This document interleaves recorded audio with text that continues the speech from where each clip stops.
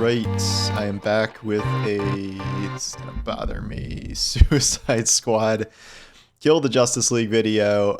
I will be continuing to talk about this for a little bit at least. Lord knows there's nothing happening with Destiny.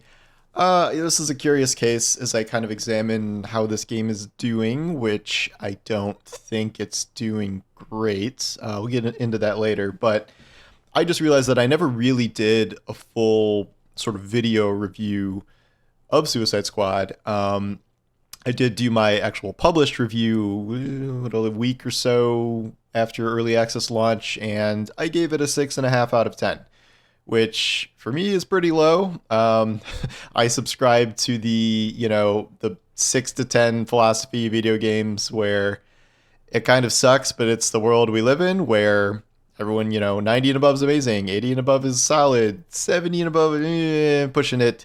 A 60, your studio might shut down. And I think Suicide Squad's at like a 63. And I don't think they're gonna shut down, I'm pretty sure, but they are owned by WB, who is owned by David Zaslav, who is a psychopath, so who knows. It all depends on player count, and we'll see if that can be cultivated over time, but I have my doubts. In terms of an actual review, I saw Asdecross did one that was like 50 minutes, which I'm not going to do that long. I have to go to lunch, so I'll try and keep it a little under that. And I'm sort of reiterating a lot of stuff I've said. So I'll do the campaign, I'll do combat, I'll do gear, I'll do endgame. Starting with the campaign. The campaign is bad. This, I think, is what makes kind of the worst first impression for me, where I've never liked the concept for this story, and my friend Dustin at IGN got a lot of crap for his preview for many reasons, but one of them was like I don't like killing the Justice League, and Suicide Squad killed the Justice League, and everyone made fun of him. But no, it actually does sort of suck, like narratively, where you're this group of anti-heroes, and the Justice League people have been corrupted, and they're just sort of assholes now, and you go around figuring out sort of convoluted ways to kill them and things that make your bullets be able to shoot them. And it just doesn't feel very fun or good. They're just assholes the whole time, and it's kind of fun for a minute, but then it doesn't feel great to kind of walk around and just shoot Flash in the head and then have Boomerang almost piss on his corpse. Not great. Or executing Batman and things like this. By the way, there's going to be spoilers in this. Although I'm only at the Suicide Squad dies part of this. I just don't think it works very well narratively. There's no real twists or turns here. The Justice League is evil. You got to kill the Justice League. You kill the Justice League. That's sort of it. There's no narrative development here. The Suicide Squad is, they're criminals and they hate each other and they're making fun of each other. And by the end, they're kind of family and they're doing a group high five. But that's really kind of standard stuff here. I didn't really expect that not to happen. There's no big story twists with the Justice League angle. It's just these are evil Justice League people, and Brainiac is using them to try and take over the world, even though we're 4 humans who were able to stop them. I think this will change down the line. I think there is a left turn plan for the live content, but the idea is that I believe the Justice League is coming back. It never felt like this is a story that could just be exactly what it is. Oh yeah, we're just going to murder the whole Arkhamverse Justice League, including Batman. Yeah, that's certainly going to be a thing that sticks, and they're not going to undo it with some sort of comic book whatever. My current theory is that they were all clones. This isn't the common theory. I didn't invent this, but they're clones, and the real heroes are somewhere else. We'll have to save them. But this is this is part of the problem with live service storytelling, where if you can beat this campaign in 8-9 hours, that's one thing. But if they're saving another 8-9 hours for the course of the year, and this is where we have a plot turn, we're surprised they weren't really the Justice League, and blah blah blah. That could be a good narrative turn, but it would have been a better narrative turn if you were experiencing it as you were playing the normal game, because I have my doubts about what kind of long-term tail this game is going to have in terms of player count, and I would be amazed if a quarter of the players came back for seasonal content at best, if that's when we start getting, additional story implications about what's happening. So I don't think that's a good way to tell the story. My biggest positives of the story are like the visual animation on these characters, the Justice League and especially Suicide Squad, is stunning. I've never seen anything like that, and as such, it makes for better storytelling when characters are that realistic. Because one of the things I like is not the big moments, not the big overarching storyline here, which I do think sucks, but the really small moments where, instead of just having a conversation between two people and one's here, it's talking, and then one's here talking, like it's all animated. And like there's a scene where Lex is projected as a hologram, and like there's a whole thing where like Harley's like playing around and like messing around, going in and out of the hologram, and it allows for these like little moments of sort of physical comedy that make the Suicide Squad feel more alive. And I think there are some genuinely funny things in here. It's a little overdone, but by the time you get to the end, there certainly are some funny moments. Boomerang, Shark, and Harley, especially, I think, have their time in the sun for comedy. Deadshot's kind of supposed to be like the straight man of the group, where they all sort of just annoy him. So that part's good. And the problem with the campaign is twofold, because it's the storyline, but it's also the actual meat of the campaign, in which there is not very much meat. There are essentially, I would call, 3 different sections of the campaign. One of which is like 85% of the campaign, and that is just doing these defend the rooftops, find the crystals, save the people, blah, blah, blah. Like, it's introducing you to these mission types. A lot of the main story campaign missions are assembling your crew of vendors so you can customize and re-roll your weapons and put elements on them, something you do not at all need to do just to beat the story campaign. So you are assembling all of these people just for the end game. And so you're sort of just introduced to all these different types of, we call them public events, essentially, where it's just these sort of one-off things on a timer where you must do X, Y, and Z. And they're actually more annoying in the story campaign than they are later in the game, because they have all these stupid restrictions on them. Like, you can only damage enemies with grenades. You can only damage enemies with crit shots. And like, it's very annoying. And you don't have like full builds at that point. You're just sort of still messing around. So even if something like that would be easier later on, it's really annoying to start with to be limited in those ways. And like, you literally breathe a sigh of relief when those restrictions go away later. And they don't come up again. It feels like it was trying to be some sort of tutorial of like, here's how you counter shot, here's why grenades are useful, but like, it just sucks. And the other 10% are the boss fights, which they're so bad. The boss fights in this are terrible. Like, they're just outrageously bad. The 5% I'm not mentioning is the Batman stuff, where there's one part of the beginning where Batman, you just walk around slowly in the darkness and Batman stalks you and knocks you out. Whatever, fine. Then you do this again for the second Batman boss fight. You walk around in like nightmare mode in this ridiculously overlong sequence where there's like a trillion quick time events as you're trying to escape fear gas. And then the Batman boss fight is literally like Grave Ward from Borderlands, where you're just shooting this giant torso of like nightmare Batman, who's the most ridiculous bullet sponge I've ever seen. And it's just exhausting. All the other boss fights, essentially, especially Flash, Superman, and then multiple variations of Brainiac, are this like character zips around really fast. You must counter shot them to build up some sort of anti-Speed Force, anti-Superman thing, and then that allows your guns to do actual damage to them. And it sucks. It's really lame. Just like you're just like spinning around in a circle trying to find where these people are going, and then you counter shot them, and then you have enough time to get off a couple little shots. And then in the end, Brainiac is literally the Flash boss fight with just more mobs thrown in. Like, he's like, I'm going to channel the Flash, and then he just becomes the Flash, and you're doing the same thing, but more annoying.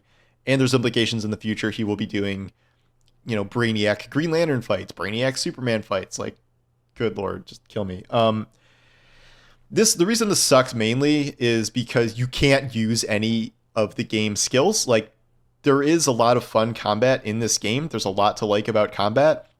And yet, for those boss fights, can't use grenades, can't use finishers, can't use ultimates, can't use melee, can't use any close range skills or weapons. You literally just have to counter shot and use like an AR or a sniper maybe to, start plinking them down. And like, if you're really lucky and they get close for half a second, maybe you could do another move. But all four of these fights, Flash, Brainiac, Superman, and Green Lantern. Green Lantern, you don't have to counter snipe. You have to just destroy his constructs, which is a little better. But he's still so far away and flying around. It's the same principle. You can't use any of those moves. The Batman fight, even though he's huge, you still can't really use any of that stuff either in any meaningful capacity. And it just feels like these you're fighting the Justice League. It should have been more than just copying pasting for four different fights or just having a giant guy be a bullet sponge. Like, your Batman fight is a giant flaming torso, like throwing fireballs at you. What are you doing? That's insane. So, and then all of this ends with the biggest anticlimax of all time. The story has been destroyed by its desire to be live service, which is deeply annoying. It ends with this reveal that there's 13 Brainiacs and all these other worlds you have to go kill. And I don't know if that's one a season or what the hell's going to happen, but like, that sounds terrible. Why does that sound like an appealing thing to do? And we already know a couple of them are just going to be variants of the current heroes we've killed. And it creates this, like, you accomplished essentially nothing. And it makes the story end on just this bizarre note to, think of a reason for you to keep playing. Like, the Brainiac boss fight is the end of a tutorial for the end game. It's not really even in the story at that point. So it's a total mess at the end there, especially. So that's the campaign, and that's what most people are going to experience. And even if they do have fun in combat, the actual meat of the campaign, I think, is very, very bad, especially compared to really any superhero games. It's certainly worse than the Arkham trilogy. The Avengers campaign was at least better than that campaign in a lot of ways, in terms of, it felt, the Avengers campaign felt like a totally different game than the Endgame, but it was really well done. I thought, this is not really well done at all. It's terrible. So that's very negative. What is very good about this game is how combat can eventually feel once you really get it rolling. I think people will struggle with some of the traversal for a while, and then people are like, oh, Harley sucks, you got to buff her traversal. No, she's actually really good. It's a kind of a high skill ceiling on her, and you just have to figure out how to use her grapple hook very well. They've done action-oriented combat here, third-person, high-flying arcade combat, really good. I think they've done this really well. It is a fun mix of, getting around the roofs, like figuring out how to synergize, like melee, popping things up in the air and then skeet shooting them, and like swinging around, throwing grenades and using your ult, and like figuring out how to recharge things really quickly. And then in the end game, there are some fun builds you can make, and they make you feel really powerful and like you're making progress. And I do think that is why you will see a lot of people being like, I'm having fun with this. This is fun to play. It is fun to play. I do agree with that sentiment.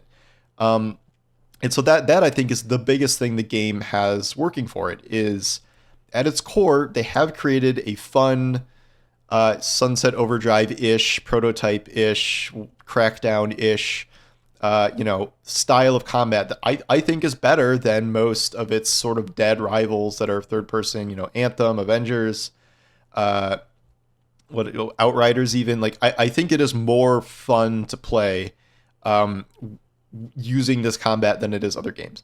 The problem is diversity. And what I mean by that is it's diversity in activities, diversity in character design. Character design, there's been some disputes about this, but the further you go in the game, you're going to really understand what I mean. Where the main differentiator between all these classes is just traversal. Like, you have a different super move, but it's just some sort of AoE move, really. Essentially, that's all sort of similar. There are cosmetic differences, like your melee finishers look different, but they all do the same function. Same with normal melee. Everyone shares grenades. You can only use 3 types of guns at a time, but you're splitting them across the classes. And what happens at the end game is you're just like, okay, well, you just throw the same Bane set on Bane build on everyone, and it kind of just works the same with minor variations, or you just do a full Pyro set on all the classes, and like it doesn't feel specialized. It's like, okay, Pyro's good, Bane's good, well, it's good on anyone. You can kind of use it on whoever you want, and it just sort of works. It doesn't feel like I'm building out something specifically for Harley, even if it's like, oh, well, maybe she does a little more grenades. And if you really do try to do that, if you really try to lean into that, it doesn't function as well as, say, like a Bane set or a Pyro set or whatever. So that's how they all just sort of end up feeling the same, even if they look different, even if traversal's different, it's all the same. The biggest problem with the whole game is activity diversity. There is no escaping the comparison that people are like, oh yeah, these games are so repetitive. It's a looter shooter. Like, don't you love grinding? And like, oh, you play Destiny. Again, this is like if all of Destiny was public events. I don't know how else to describe it. Maybe not like EDZ public events, but like Blind Well or something. Like the entire game is like Blind Well and Altars of Sorrow and Escalation Protocol. And like, fun when joined with 50 other things, but not fun when it's literally the only thing in the game other than those terrible boss fights. And you're just rotating through 5 of these missions that you're bouncing around 4 or 5 rooftops. You're shattering crystals and protecting a plant. You're just killing guys, clearing guys off a roof to do a thing. That is it. And I was stunned that, they're side missions. So like you're doing the side missions out in the world. Those are those missions. Great. And then you're playing the campaign. You're like, oh, I'm still just doing these over and over again in the campaign missions. Okay, not amazing. Then you get to the end game, and it gets even worse because there are 3 of these missions in an else world, which is just like a sandy, rainy, different map. But it's the same objectives. It's just a little harder, and you just can increase the difficulty endlessly. But it is 3 fixed versions of these missions that, as far as I know, don't rotate. Maybe there's a weekly reset or something, but they don't change. At least in a given week. I truly don't even know if they're going to change at like some sort of weekly reset or something. There's nothing that says they do, but we'll see. And it's just mind-blowing that is the sole, sum total of the endgame content. And the excuse is, oh, well, you got to wait because they're going to add more mission types. They've already said they're going to. It's like, again, yes, but like this is another reason you're being hamstrung as a live service because you only really get one chance to hook people. And if you're like, well, 60% of our content is coming over the next 3-4 seasons, good luck, because I don't think you're going to retain enough people to make that work. So that is the biggest problem with the game that carries into the end game. The end game has some promising aspects to it. The whole system of gearing up is actually very good. Penguin totally overhauls your weapons and allows you to get, full three rarity slots for augments on each weapon. Once you have your augments on each weapon, then you go to Toyman, and with Toyman you can reroll each individual attribute to match up with your build. Once you do that, then you can pick, what affliction thing you're going down and go to Ivy, and she gives you the right afflictions to put on your gear and can upgrade those afflictions. As you play, you will level up your legendary weapons and can put more points to improve their stats pretty dramatically. There are notorious items, which are like unique legendaries. There are set items which work together, and they have a bunch of synergy. Like there's 3 different Bane sets where you can combine 2 of them at a time, and then you can combine those sets with 2-face melee weapons, which creates an additional effect. And there's all these other little 2-person, 2 material sets that you can slot in there too. And it creates a lot of interesting possibilities. It's just right now it's which Bane set do you want and what kind of pyro build do you want to do. The systems are in place though. They have loadouts, which sometimes are broken. They have a Paragon system for endgame grinding. So like it feels like they learned a lot of lessons in terms of what people want from a looter at baseline. It's just they don't have the content to support that. Because endgame becomes it's the 3 things I mentioned. So the only place to farm the Bane gear and really higher level gear essentially at all is those 3 repeated Elseworld missions. You just rotate through them. You're slowly increasing your mastery level. Once you get to mastery 50, I think, you can get 8 drops per run. I'm at like 30 something, low 30s. I'm getting, I think, 6 a run. And you're trying to find like not just the item, but a master version of the item, which is like a dramatically increased stat version. And you're sort of just pushing. The problem with the increased mastery levels there, it's such a slog because enemies get so much health. They get these shield immune effects where they are immune to all elemental damage until you hit them with crits, which your entire build is based on elemental damage. So good luck. It's just very annoying to fight there. So they get really tanky. The enemies, like especially the brute enemies and the snipers, get so much damage, and there's so much shit going on at any given time. You can't like there's no defense. You can't keep track of which brute is about to leap on you or which of the 8 snipers teleporting around the map are going to shoot you. So you just have to spec into like tons of shield and tons of shield recharge, or just straight up immunity, which is what a lot of the high end builds sort of need, because otherwise it's easy to go from like 100 to 0 and really have no idea how it happens multiple times. So that's just, it's just a grind, a grind, a grind. It just sort of gets exhausting. When I was at Mastery 20, only 0.4% of players had gotten there. At Mastery 30, how many is it going to be? 0.2. So I don't know how many people are really going to go hard to push into that. There is a mode, there's a hardcore time trial and a normal time trial where you start at like Mastery 0, and then you go over time, you kill enough enemies, it ranks you up and up and up and up. It's an interesting format, except it takes freaking forever. Like I could play that for like half an hour and end up with rewards that are 25% as good as an 8-minute Mastery Elseworld run. The time trial thing is like, it feels like it's for leaderboards, not for like anything useful. And then there are endgame Brainiac boss fights, which for now is literally just the flash fight again. But on higher mastery levels, like the point of the Brainiac fight is the way you do damage to him at first. Like you can't really shoot him; it doesn't do hardly any damage to him when you're counter sniping him and all that. He spawns all these enemies. You're supposed to use ivy plants to poison them, and then he gains health back by absorbing enemies. So any damage you do to him, he will just get all the health back. So you poison the enemies, and then he absorbs them, but they poison him. So that's how you do significant damage to him. That worked great at Mastery 1. At Mastery 10, all those freaking idiots have the immune shield for elements. So you can't poison them with Ivy's flowers unless you have crit shot all of them. And there are like 100 of them on the map. And you have about 10 seconds between when Ivy's plants spawn and when he starts absorbing them.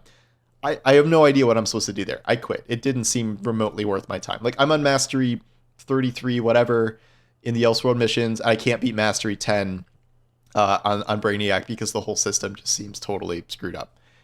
So that's a nightmare.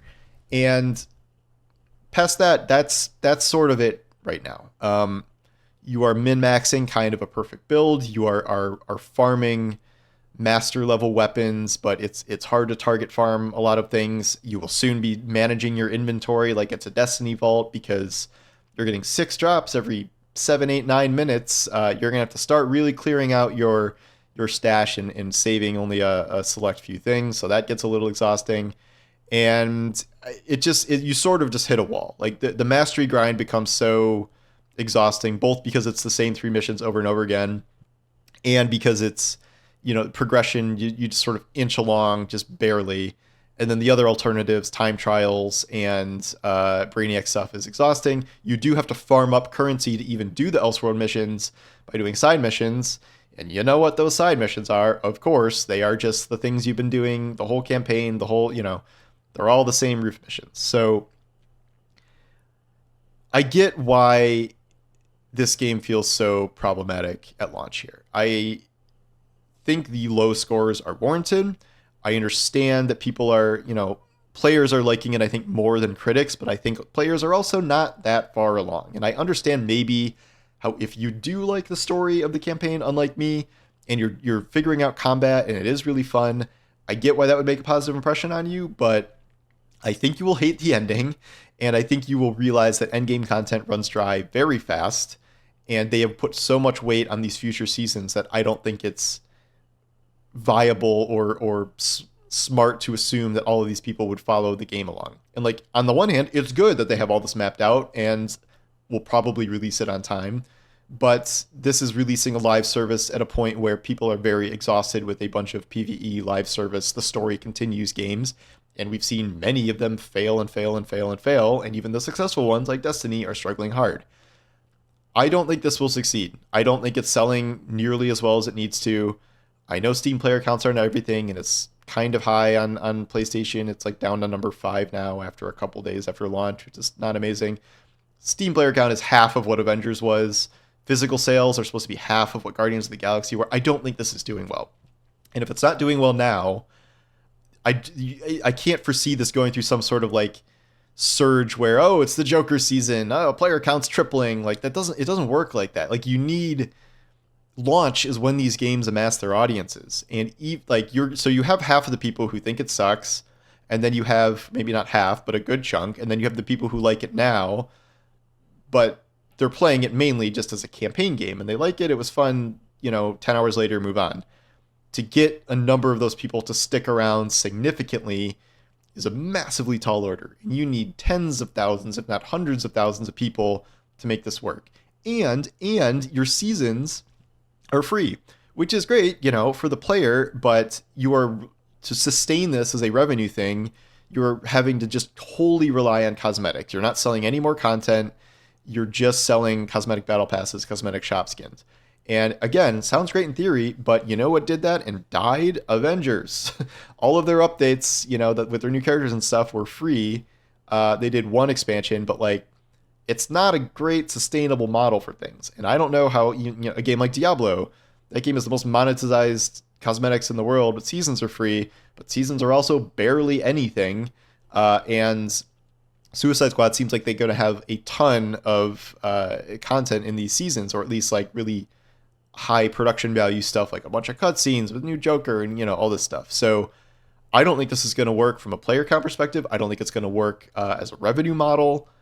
I don't think it's going to work. And it is some level of success to me, I think, that I've put 50 hours into it, and I don't like hate my time with it. I gave it a pretty low score, but like I can see the good elements of it. But there's a difference between like, yeah, okay, this is okay, maybe it's getting a bad rap, and this going on to be a successful live service, which I honestly don't think is possible.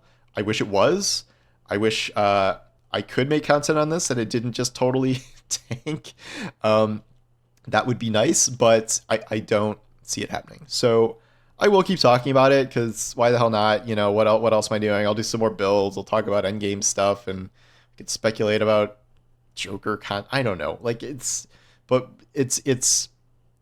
a problem. It's definitely going to be a problem for Rocksteady and Warner Brothers, and I am very, very concerned that all of this time and effort and money has been put into this, and it is significantly underwhelming in sales, and it is not going to work at a live service, which is sad. I'm not celebrating this. I wish this was going to be good enough and healthy enough to survive, because I would like to play a game, like this. But if it makes it past these first 4 seasons they've announced, I would be pretty shocked.